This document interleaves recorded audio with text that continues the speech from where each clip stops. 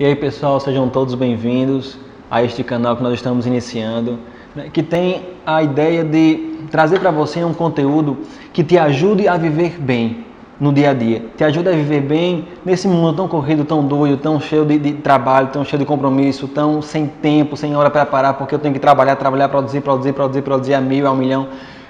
Calma, eu quero trazer para você um conteúdo que a gente consiga fazer tudo isso, trabalhar muito, produtivamente, mas que a gente também consiga em algum momento parar e observar o que é que vale a pena na vida e fazer as coisas com algum valor, que deixe em nós um gosto de, no final do dia, um gostinho de que bom, valeu a pena, esse dia foi bom, foi produtivo e eu vivi bem, eu não passei por ele correndo, eu vivi bem. Então, sejam bem-vindos, né? Sintam-se à vontade, traga sua pipoca, seu guaraná, sente aqui na frente e nós vamos bater um papo legal sobre alguns temas que você vai gostar, eu garanto. Hoje nós vamos falar um pouquinho sobre qual a sede do homem. Né? O homem, afinal, ele tem sede de quê? Por muito tempo, né, na história da humanidade, pessoas foram se debruçando sobre isso, né, afirmando que o homem vivia por algo. Né? Alguns vieram a afirmar, né, que o homem vivia por uma necessidade de estar vivendo um prazer, vivendo uma vida, né, boa, uma vida onde os instintos tinham que ser, né, vivenciados, experimentados, executados. Né?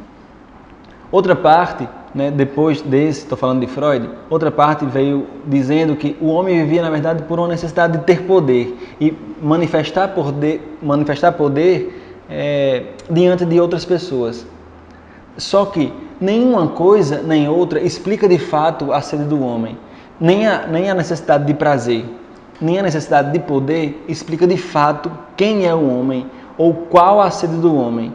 Se nós pegarmos na história, nós vamos ver claramente que pessoas que não vivenciavam prazeres, né, sexuais, prazeres carnais, e pessoas que não impunham poder em quaisquer que sejam as situações, eles também tinham uma vida realizada. Então, se isso acontece outro fenômeno que dá razão do homem existir, que explica a existência do homem, que explica a sede do homem. Viktor Frankl fez uma análise muito simples. Né? E ele dizia, ora, se eu tenho sede, é porque a água existe. Afinal, a sede não passa com Coca-Cola, a sede não passa com uma cerveja, embora sacie um pouquinho, geladinho, inclusive, dá um gás. No sol de meio-dia, no sábado, filé. Mas não sacia a sede. Essa sede não é saciada com isso. Não é saciada com comida, não é saciada com qualquer bebida, mas com a água. Então, a sede explica a água. A sede explica a existência da água. Da mesma forma, o homem vive por algo. E o que é esse algo? É que a vida dele seja realizada, que a vida dele seja plena, que a vida dele tenha um significado profundo, um sentido. E aqui nós explicamos quem é um homem. O homem é aquele que vive em busca de um sentido. Daí o livro, né, best-seller de Frankl, um dos mais importantes da história, né, todo mundo tem que ler, Em Busca de Sentido. Quer dizer, se o homem vive por algo, se o homem vive por qualquer coisa, essa coisa é que a vida dele tenha um sentido de ser, um sentido de existir, um sentido de habitar. Quer dizer, eu não vim neste mundo para qualquer coisa, eu vim para realizar algo que vale a pena, realizar um sentido. Aqui ele apresenta a sua teoria. E aqui eu quero falar para vocês um pouquinho sobre essa sede de sentido. Para que o homem vive? Né? Pelo que o homem vive? Como eu encontro essa bexiga desse sentido? Aonde eu encontro? Como é que eu realizo esse sentido? Vamos lá. Quer dizer, o homem, ele é capaz de viver de grandes privações de prazer. Né? Grandes privações de prazer. Você pega em várias denominações religiosas, em várias, você vai ver o homem que se priva de prazeres. Em todas elas tem. O homem que se priva de prazeres. Você vai pegar ao longo da história da humanidade o homem que não está preocupado em ter poder sobre alguém. Mas você pega ao longo da história da humanidade, os homens mais realizados, mais magnânimos, são aqueles que se colocaram à disposição de alguém, se colocaram a serviço de alguém, se colocaram a entregar-se a algo, se colocaram a um trabalho por alguém, para alguém, trabalho que fazia com que a vida dele tivesse um significado. E o significado da vida é necessariamente um significado para além de si mesmo, para além das próprias necessidades. Daí, hoje em dia, a crise existencial, que é a crise da falta de sentido na vida, ser tão grande hoje. Por que isso acontece? Porque cada vez mais o homem tem vivido para tapar, sanar esse buraco. Sanar o buraco da falta de sentido, sanar um buraco da falta de significado com coisas que não preenchem. Certo? Ora,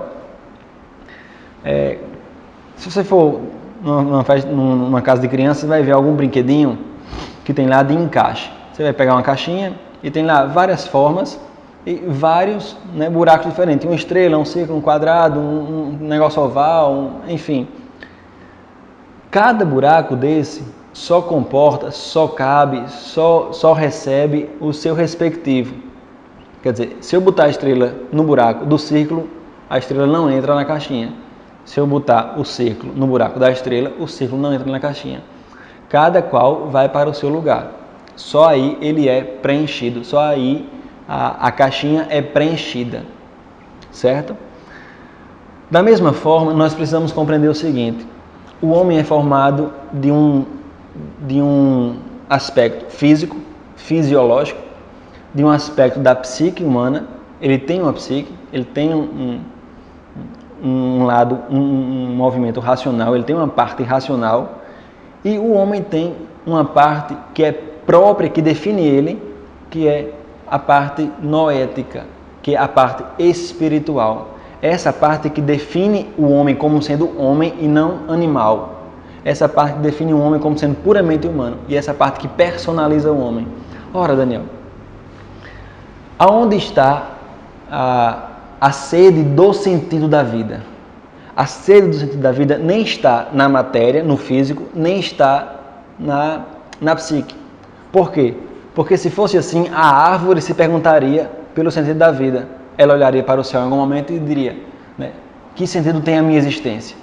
E a árvore não se pergunta isso. Da mesma forma, se nós olharmos para um cachorro, nós não vamos ver um cachorro se perguntando sobre o sentido de sua existência. Ele existe, ele está lá. Ele nasce, ele late, ele come, ele dorme, ele morde e pronto. Ele pega a bolinha, ele traz bolinha, ele mija na árvore, ele coça as patas, ele lambe os pés, ele tá lá. Ele não se angustia pelo sentido da vida. Por que o homem se angustia? Porque ele precisa preencher uma coisa que está na alma dele e não no psicofísico, nem na psique, nem no fisiológico. O problema é que hoje em dia o que nós vemos, o que nós observamos, o que nós tocamos, e na clínica isso aparece muito, assim, absurdamente, é que as pessoas têm buscado realizações prazerosas, sexuais, alimentares, trabalhistas, laborais, para preencher esse buraco na alma. E esse buraco na alma nunca vai ser preenchido, simplesmente porque o buraco é na alma, não é no físico, não é no psíquico. Por isso o homem tem entrado cada vez mais em depressão. Por isso a nossa profissão, a psicologia, ela tem cada vez mais ganhado pacientes, Ela tem cada vez mais enchido seus consultórios, ela tem cada vez mais recebido gente nos nossos sofás, nas nossas poltronas, nas nossas salas. E isso é alarmante, a gente precisa compreender isso. Quer dizer, eu não quero simplesmente ter paciente lotando minha sala, eu quero pessoas saudáveis. Então, o que eu quero dizer aqui é para que a gente atente para a necessidade da vida humana. Eu não posso preencher o buraco da minha alma com uma peça que só preenche a minha carne. Eu não posso preencher o buraco da minha existência que está na alma se eu coloco uma peça que só preenche a minha psique, que só preenche o meu conhecimento sobre algo, que não é um conhecimento profundo, é um conhecimento raso, um conhecimento laboral, prático. Entende? Quer dizer, Como mexer numa câmera, né? Isso é um conhecimento importante, claro, mas é laboral.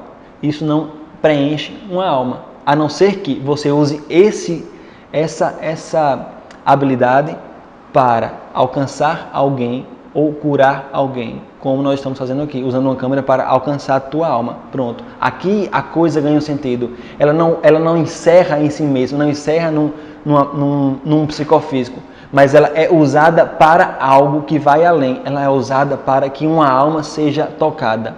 Ela é usada para que uma alma seja alcançada, para que isso seja ressoado em alguma alma humana. Compreende? Então, dessa maneira, o que é que nós precisamos fazer? Nós precisamos entender o seguinte, né?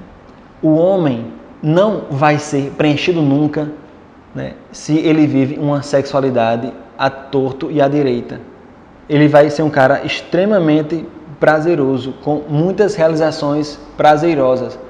Um homem não vai preencher a alma comendo o que quiser, comidas maravilhosas, gostosas, caras, doces. Ele vai se saciar momentaneamente, porque aquilo dá um prazer, aquilo dá uma satisfação que passa. E por isso eu preciso de outra experiência, e por isso de outra experiência, de outra experiência, de outra experiência. Por isso eu não consigo parar num pedaço de chocolate, eu preciso comer 10. Por isso eu não consigo parar numa transa com uma pessoa, eu preciso transar com 30. Por quê? Porque o buraco continua existindo e eu continuo tentando sanar esse buraco. Essa busca desenfreada pela felicidade, através do sexo, ou através da comilança, ou através de ganhar muito dinheiro, ou através de qualquer coisa que o valha, essa busca desenfreada é uma busca por um sentido, é uma busca por preencher um buraco que está na alma. Isso não vai acontecer. Isso não vai acontecer nunca, porque isso só sacia, né, o meu psicofísico. Isso é um cafuné. Pronto, nada mais do que isso. Isso é um cafuné. Então, a minha conversa com você hoje é da seguinte forma. Pare para pensar. Pare para pensar. O seu peito tem um buraco que precisa ser preenchido.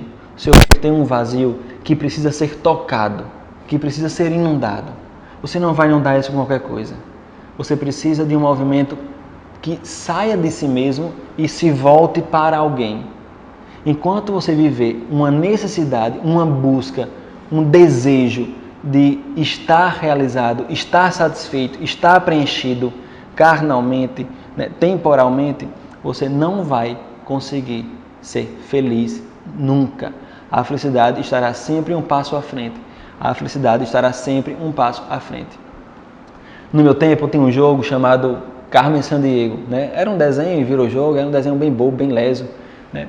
Onde um casalzinho lá de detetive adolescente ia atrás dessa mulher, dessa vilã, e rodava o mundo e nunca chegava no mundo. Nunca alcançava essa mulher. Ela estava na Espanha, chegava lá, ela estava na França. Chegava na França, ela estava na Itália, ela estava na Espanha.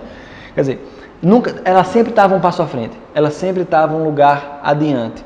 Ela nunca era alcançada. Assim é a felicidade.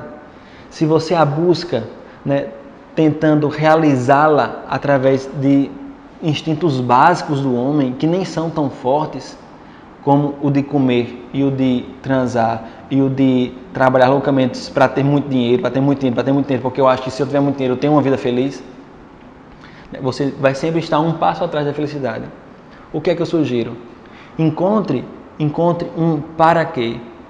Comece a perceber que a vida não é para você. Você não pode viver mais para você. Escolha uma pessoa, né, que seja próxima de você e passe 15 dias, né, se doando a ela inteiramente. Em 15 dias, se doando a ela inteiramente, sem parar. No final dos 15 dias, você vai provar de um sabor, de um gostinho. Sabe aquele doce que a gente come e no final, quando engole, fica aquele saborzinho, né, meio amargo, assim, que dá um gostinho de caramba, que satisfação. Pronto. Depois desses 15 dias, você servindo inteiramente a uma pessoa, servindo, se doando, se entregando, né, se dando a essa pessoa profundamente, você vai provar desse mesmo gostinho. Esse é o gostinho da realização humana. Esse é o gostinho do sentido da vida. Esse é o gostinho que vale a pena provar. Tá ok? Até a próxima e muito obrigado. Tchau.